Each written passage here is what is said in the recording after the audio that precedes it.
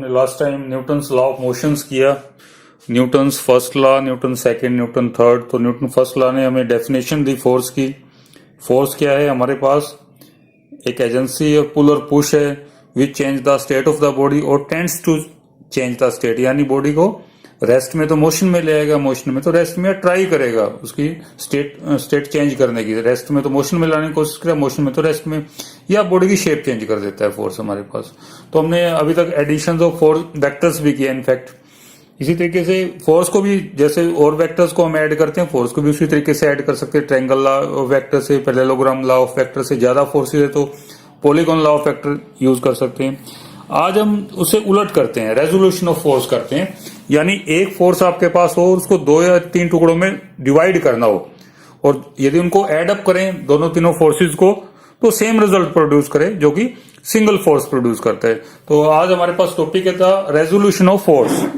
Resolution of force, the process of, ये क्या एक प्रोसेस है हमारे पास, the process of splitting, splitting में टुकड़े करना उसका, splitting a single force into 2 parts, into 2 forces बोल लीजिए, पार्ट्स बोल लीजिए, फोर्सेस बोल लीजिए, इनटू 2 फोर्सेस। एक सिंगल फोर्स को हम 2 पार्ट्स, 2 फोर्सेस में तोड़ दें, ज्यादा भी तोड़ सकते हैं, आपके सिलेबस में 2 का है तो 2 का ही करेंगे हम। और उन पार्ट्स को क्या बोलेंगे हम? कंपोनेंट्स।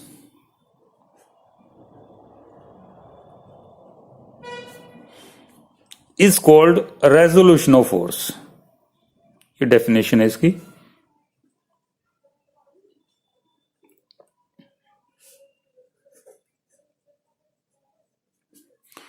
तो उसको हम रेजोल्यूशन ऑफ फोर्स बोलेंगे, यानी एक सिंगल फोर्स को यदि 2 फोर्सेस में डिवाइड कर दें हम तो उन फोर्सेस को बोलेंगे उसके कंपोनेंट, सिंगल फोर्स के। तो इस प्रोसेस को बोलते हैं हम रेजोल्यूशन ऑफ फोर्स। और यदि इन दोनों पार्ट्स को हम जोड़ेंगे तो सेम रिजल्ट प्रोड्यूस करेंगे जो सिंगल फोर्स का, both in magnitude as well as in directions. ठीक है, तो आज हम इसका जो 2 पार्ट्स हैं उनको क्या बोलते हैं? उनके कंपोनेंट। सपोज कीजिए कोई ब्लॉक है आपके पास,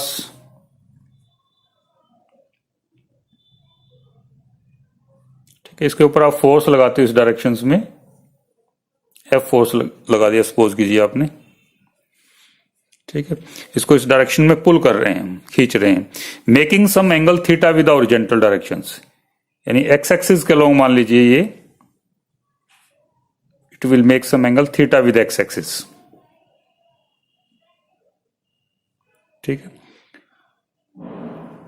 सो एफ जो है हम इसको 2 पार्ट में रिजोल्व करेंगे। यहां पे एक हॉरिजॉन्टल कंपोनेंट रहेगा हमारे पास along x axis, F x component बोलेंगे इसका। दूसरा component along perpendicular to this horizontal, यानी वाई एक्सिस के along, this component is known as F y. ठीक है, तो एफ एक्स जो कंपोनेंट हमारे पास वो क्या करेगा? ब्लॉक को फॉरवर्ड डायरेक्शन में डिस्प्लेस करेगा, और जो वर्टिकल कंपोनेंट है एफ वाई कंपोनेंट रहेगा वो क्या रहेगा? उसको ऊपर, इसको वेट को डिक्रीज करेगा, ऊपर की तरफ खींचेगा। ठीक है, तो आज हम ये 2 कंपोनेंट, यदि दोनों म्यूचुअल परपेंडिकुलर कंपोनेंट हो हमारे पास, रिजोल्व कर दें इसको इस तरीके से, F X and F Y component are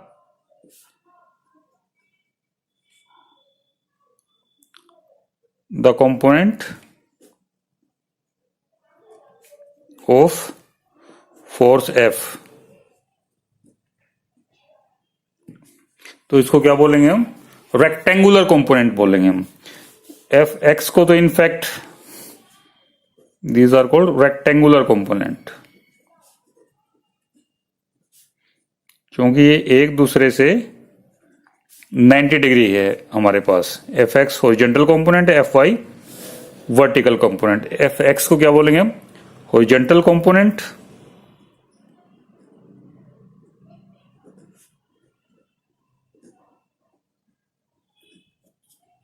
जो कि क्या कर रहा है? बॉडी को आगे की तरफ फॉरवर्ड डायरेक्शन में डिस्प्लेस कर रहा है। और एफ वाई कॉम्पोनेंट हमारे पास क्या है, वर्टिकल कॉम्पोनेंट है। ये क्या कर रहा है, इसके वेट को डिक्रीज करेगा, ब्लॉक का जो वेट है वो डाउनवर्ड डायरेक्शन में mg, इसको डिक्रीज करेगा, decreases the weight of the body, जो भी उसका वेट होगा उसको ये डिक्रीज करेगा। तो अब चलो आर्टिकल्स करते हैं ये। लेट अस कंसीडर, हमारे पास एक फोर्स है जो कि आपने रिप्रेजेंट किया है ओ ए से, ये आपके पास एफ फोर्स है। It will make some angle theta with the X axis, X axis के साथ ये एक्स एक्सिस है हमारे पास, इसके साथ थीटा एंगल बनता है। दूसरा इसे परपेंडिकुलर जो एक्सिस रहेगा दैट इज वाई एक्सिस, ये आपके पास वाई एक्सिस आ गया। ठीक है, दो कंपोनेंट, ये एक्स एक्सिस है हमारे पास और दूसरा वाई एक्सिस है। एफ को हम रिप्रेजेंट करते हैं ओ ए से, एफ को किससे रिप्रेजेंट किया हमने, मैग्नीट्यूड रिप्रेजेंट किया लाइन ओ ए से। ठीक है, अब ओ ए को हम एफ को दो कंपोनेंट में रिजोल्व करते हैं। यहां पे परपेंडिकुलर प्रोजेक्शन ड्रा करेंगे एक्स एक्सिस के ऊपर,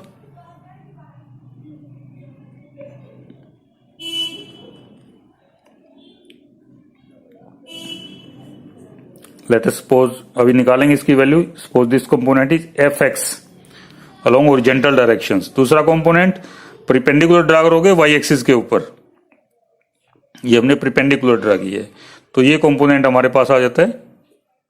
late us take F Y, ये हम ओ बी से नोट कर लिया, ये आपने ओ सी से नोट कर लिया। तो एफ एक्स जो है हमारे पास that is equal to O B, अभी फाइंड आउट करेंगे इसकी वैल्यू।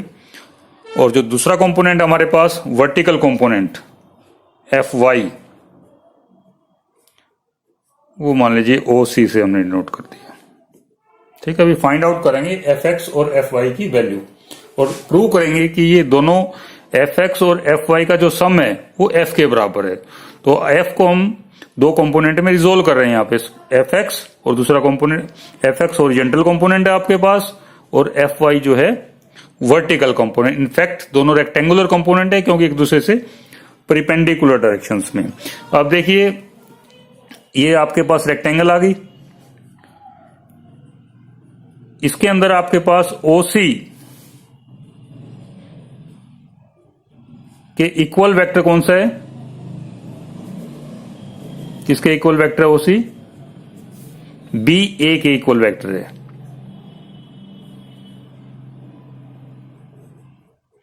क्योंकि दोनों का मैग्नीट्यूड भी सेम है और डायरेक्शन भी सेम है। तो आप इस राइट एंगल ट्रायंगल को ले सकते हो, in right angle triangle O B A, ये आपके पास राइट एंगल ट्रायंगल है ओ बी ए, इसमें ये कंपोनेंट एफ एक्स है और ये इक्वल वेक्टर है तो ये आपके पास एफ वाई हो गया। अब देखिए आप एफ एक्स और एफ वाई को आप फाइंड आउट करना है हमने इस राइट एंगल ट्रायंगल के अंदर इन ओ बी ए। तो पहले आप ओ बी को फाइंड आउट करते हैं in right angle triangle O B divide by, आपको पता क्या है, ओ ए का पता है, एफ वैल्यू आपको गिवन क्या है, मैग्नीट्यूड दे रखा है आपको एफ का और डायरेक्शन दे रखी है, it will make angle theta with X axis. ठीक है, तो थीटा और एफ के टर्म्स में हम एफ एक्स और एफ वाई की वैल्यू फाइंड आउट करेंगे। तो O B divide by O A, magnitude में निकाल रहे हैं अभी हम, एफ एक्स की वैल्यू निकाल रहे हैं, कितनी वैल्यू है इसकी। तो इस राइट एंगल ट्रायंगल के अंदर ओ बी ए के अंदर हम वैल्यू फाइंड आउट कर रहे हैं। तो ये आपके पास कितनी वैल्यू होगी, आधार बटा कर्ण या बेस अपॉन हाइपोटेनस किसके बराबर होता है,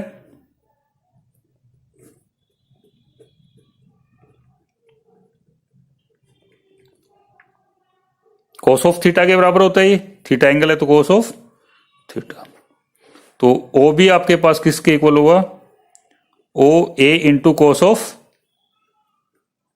थीटा, या दिस इंप्लाइज एफ एक्स है ना, ये वैल्यू आपके पास F x is equal to O A क्या आपके पास एफ के बराबर है, F cos of theta. Similarly आपके पास इसी ट्रायंगल के अंदर देख लीजिए, लंब बटा कर्ण या परपेंडिकुलर अपॉन हाइपोटेनस, यानी B A divide by O A perpendicular upon hypotenuse किसके बराबर हुआ, साइन ऑफ थीटा के बराबर, ट्रिग्नोमेट्रिक में पढ़ा आपने। सो बी ए आपके पास किसके इक्वल हुआ, ओ ए साइन ऑफ थीटा, या बी ए क्या है हमारे पास एफ वाई, तो एफ वाई हुआ हमारे पास ओ ए एफ के बराबर है, एफ साइन ऑफ थीटा। यानी एफ एक्स आपके पास किसके इक्वल हुआ, एफ साइन थीटा के बराबर, सॉरी कोस थीटा के बराबर हॉरिजॉन्टल कंपोनेंट, और एफ वाई आपके पास हुआ एफ साइन ऑफ थीटा के बराबर। तो दो कंपोनेंट आ गए हमारे पास, horizontal component F cos theta, vertical component F sine theta. यहां पे ट्रायंगल लॉ भी लगा सकते हो आप, according to triangle law of vector. Triangle law क्या बोलता है हमें, अकॉर्डिंग टू ट्रायंगल लॉ देखिए, sum of two side of the triangle taken in the same order is equal to the opposite side of the triangle और completed side of the triangle taken in the opposite order, यानी F X plus F Y किसके बराबर है, F के बराबर। ठीक है, तो ये हम दो कंपोनेंट है हमारे पास एफ एक्स और एफ वाई, इसकी वैल्यू हमने फाइंड आउट कर ली। एफ एक्स की वैल्यू है F cos theta, F Y की वैल्यू है हमारे पास एफ साइन ऑफ थीटा। ठीक है, तो इनका सम करते हैं तो वो एफ के बराबर आता है हमारे पास, according to triangle law of vector.